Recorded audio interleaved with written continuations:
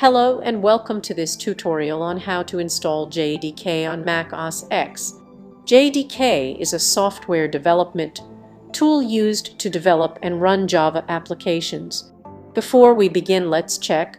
If you have JDK installed on your Mac, open your terminal and type the following command. If you have JDK installed, you will see the version information printed on the screen. If not, let's proceed with the installation. Step 1. Download JDK from the official website. Step 2. Once the download is complete, double-click the downloaded file to begin the installation process. Step 3. Follow the on-screen instructions and complete the installation process. Step 4. Confirm that JDK is installed by typing the following command.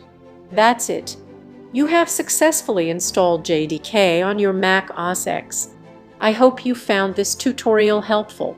If you have any questions or comments, please leave them in the comment section below. Thank you for watching. Thanks for watching and happy coding.